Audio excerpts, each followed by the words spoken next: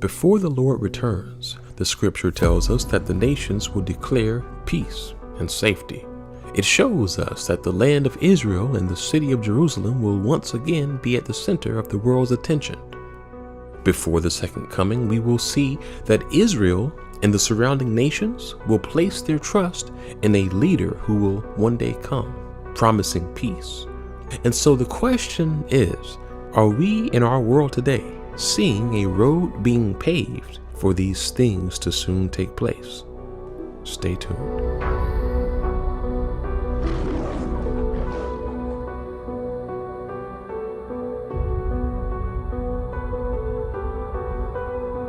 Now, we don't normally talk about news and politics on this channel. That's not really our assignment. However, when major things are happening regarding Israel, and we start to see prophetic puzzle pieces seemingly come together, well, at that point we have a duty to look into it and to share. And so that's what we've done in the past. That's what we did with the Hosea prophecy videos. We looked at how many Bible prophecies were clearly fulfilled with the circumstances surrounding Israel and the Jewish people. The Jewish people being scattered among the nations after the death of Jesus was not a coincidence. It was prophesied. We saw that in the video in scripture. Israel becoming a nation again in 1948 was also not a coincidence. God foreshadowed it by allowing the birth of Abraham to be exactly 1948 years after Adam. Israel being able to amazingly defeat their enemies on multiple fronts within just 6 days, and then declaring victory on the seventh day was no coincidence either. Because throughout scripture, there are so many references to God delivering Israel and allowing them to see victory on the seventh day. And so when things happen with Israel that align with the apocalyptic texts, we have a duty to talk about it. And so for this reason, we must discuss the Abrahamic Accord.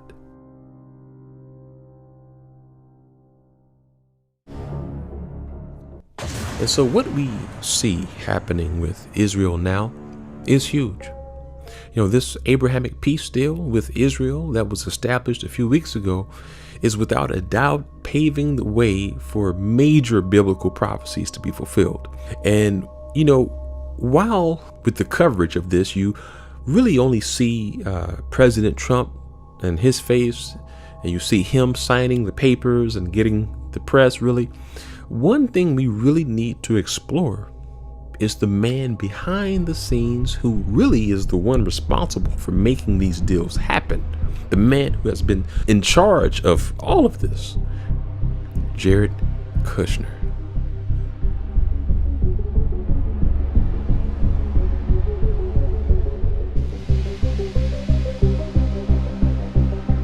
And so, as many of you know, President Trump appointed his son-in-law, Jared Kushner, to manage Middle East relationships. And under Kushner's leadership in 2018, exactly 70 years since Israel became a nation in 1948, the U.S. recognized Jerusalem as the capital of Israel and even established an embassy there. And that was really groundbreaking. And in retrospective, when you consider the Middle East progress taking place today, it becomes evident that one leading reason for Kushner advancing the Jerusalem embassy move was to initiate peace in the Middle East. In fact, from the very start of the Trump administration, as soon as Jared Kushner joined the team, the plan to establish a peace in the Middle East progressed like never before. In fact, Kushner himself revealed that one of the first international travels of President Trump was to the Middle East, with intentions of forming relationships there. That President Trump's been able to rebuild those relationships His first trip as president was to Saudi Arabia in May of 2017, where he laid out the problems that were facing the region. And so the Jerusalem embassy move was really an early step in bringing about this regional peace operation that has been in plan for years. And so the Jerusalem embassy declaration was a great thing, right? Big thing. But Kushner was not done yet. No. You see, after the Jerusalem embassy move, he was then somehow able to lead a U.S. initiative to invest $50 billion into the economy of the Middle East regions. He met with Israeli and Arabic leaders to discuss how this investment would allow for their region to thrive like never before. And he detailed how he would help them to develop an advanced digital society.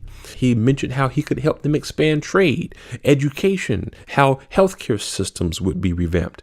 And Kushner skillfully developed an extensive plan to train their leaders on how to achieve all of this. And so they were sold. And fast forward to a few weeks ago, under Kushner's leadership, the U.S. was able to broker one of the most pivotal deals of peace with the Israeli nation since its inception. So how did that happen? Well, Kushner was actually pretty straightforward about how that was able to happen. We laid out a 180-page, very detailed plan that we got Israel to agree to negotiate on the basis of, that invests $50 billion into their economy, that allows them to double their GDP over 10 years, that can create 1 million new jobs, help their people have a much better standard of life.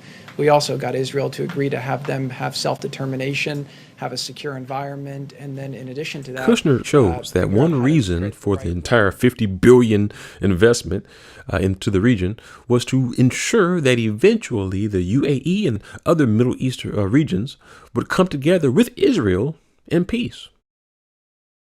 And so the point again is that the embassy being established in Jerusalem, the $50 billion being invested in the region, all of these things was to ensure that peace, this peace deal, the Abrahamic Accord, would be a success. That was the strategy from all of this activity from the start. And so now that the Abrahamic Accord has been established, their real goal is now possible. And this opens the door for what I can only call unbridled trade, tourism, investments, exchanges between the Middle East's two most advanced economies. And you will see how the sparks fly on this. It's already happening. And so, as you can see here, the Israeli Prime Minister, Benjamin Netanyahu, shares how now prosperity with Israel can flourish, trade can expand, and Israel can be positioned to thrive like never before. And Jared Kushner also agrees that this accord is only the beginning of advancement for Israel. I will just say today that this is a big breakthrough. This is something that's public. We have a lot of things that are happening privately right now that are quite excited. And I do believe, again, that over the next years, if the president is able to keep going forward, you're going to see some historic changes in the region that will really make the world a much safer and better place. Thank you. Thank you, Jared. Appreciate it. And so it's clear, we will be hearing a lot more regarding Israel very soon. And so again, if Bible prophecy shows that Israel will be at the center stage one day and that people will be saying peace and safety as they are now, well, we see why this is all a big deal, because we are now seeing the developments taking place to lead right into that reality. And so even though Trump is the president, let us remember who is the true mastermind behind this entire Middle East peace process? Kushner. In fact, he says that he has been working on this entire thing for quite some time. What you saw yesterday was the first peace deal in the Middle East in the last 26 years. I've been working on this very closely with President Trump over the last 3.5 years. It took a lot to get to this point, but this is a dramatic breakthrough that will make the Middle East safer. There have been many efforts to bring about this sort of peace and agreement with the Israeli region, but somehow Kushner pulled it off. And some would agree that only Kushner could have pulled it off. In fact, that's what Trump said. If you can't produce peace in the Middle East, nobody can. And some have suggested that one reason Kushner was able to achieve such success with Middle East peace and great relations with the Israeli prime minister is because he already knew the prime minister. You see, ironically, it was reported that the Israeli Prime Minister, Benjamin Netanyahu, was a dear friend of the Kushner family for years. Yeah. In fact, there are many articles, and you can find them, plenty of them, detailing how Netanyahu would visit the Kushner house, and he knew Jared Kushner very well as a youth. His parents and Netanyahu were great pals. And actually, the Israeli Prime Minister Netanyahu said this himself. I've known President Trump for many years, his team, some of whom I've known for many years too. Can I reveal, Jared, how long we've known you? Can I reveal, Jared, how long we've known you? Well, he was never small. He was always big.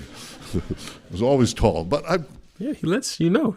Notice how he says, he knew him for a long time, and he wants to check in with him just to make sure it's okay if he can reveal how long they've had this relationship. And so, amazingly, before Jared Kushner was even in the White House as a peace negotiator, before he even married Trump's daughter, before he even really knew Trump, he knew the Israeli prime minister.